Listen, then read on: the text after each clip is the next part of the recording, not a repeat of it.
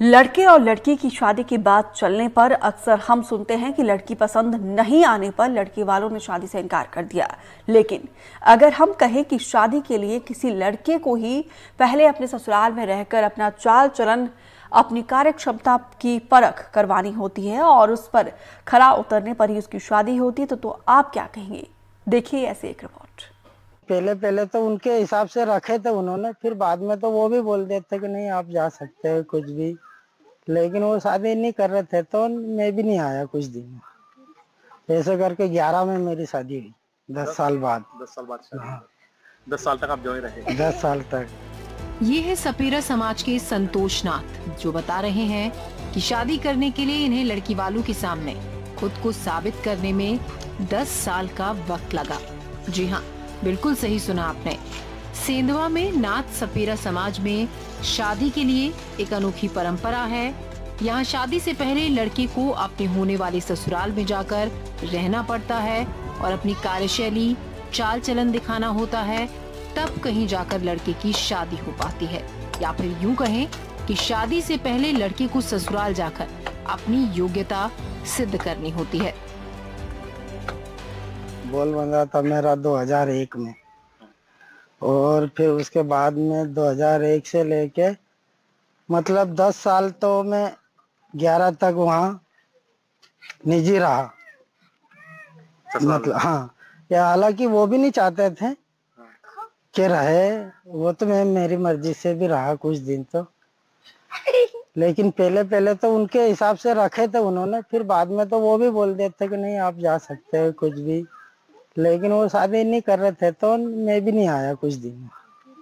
ऐसे करके 11 में मेरी शादी हुई, 10 साल बाद। 10 साल बाद शादी। हाँ। 10 साल तक आप जो ही रहे। 10 साल तक। लड़के को अपनी योग्यता सिद्ध करने के लिए कई अवसर दिए जाते हैं। उसके बाद भी लड़का अपनी योग्यता सिद्ध नहीं कर पाता तो उसे लड़की का हाथ नहीं दिया जाता। दिलीप बताते हैं, अपनी योग्यता सिद्ध करने और ससुराल वालों को खुश करने के लिए उन्हें 4 साल का वक्त लगा। ऐसे में उनका रोजगार वहीं चलने लगा और वो सेंधवा में ही रहने लगे। अभी भी आप ससुराल में ही रह रहे हैं? हाँ, अभी भी हम ससुराल में रह रहे हैं। क्यों? क्योंकि देखो अच्छा रहता है, खाते इधर, पीते अच्छा रहता है, तो इधर ही बस गए। जैसा साथ में रहे, अलग रह रहे हैं? अलग रह रहे हैं, वो उनके मकान पे रहता है, हम हमारा मकान पे रहता है। जैसा और मतलब कहा जा सकता है आप 2018 में आए हो। हाँ, उसका रोजगार अपना यहीं जम गया है। हाँ। इस परंपरा में अच्छी बात यह है कि लड़की पक्ष के लोग पूरी परख के बाद अपनी बेटी का हाथ लड़के के हाथ में देते हैं और अगर समझ में नहीं आता तो उसे मना भी कर दिया जाता है। संगीता नाथ बताती हैं कि हमारे समाज में शादी 3 चरणों में होती है। आपके समाज में शादी किस तरह से होती है, कुछ बता सकते हैं आप? हाँ बता देंगे ना।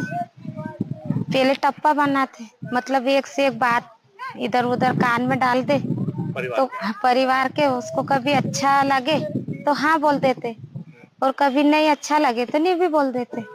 फिर उसके बाद में कभी उसको आ जाए पसंद तो बोल बांधते।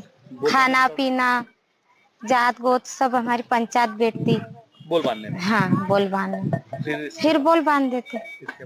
फिर उसके बाद में कभी हो जाती राजी कि भाई शादी करना है तो पहले उसकी सगाई करते, बकरा वकरा लाते, मारते, सब खाते, गांव वाले सबको खिलाते, एक से एक बात करते बैठ के, फिर शादी की बात।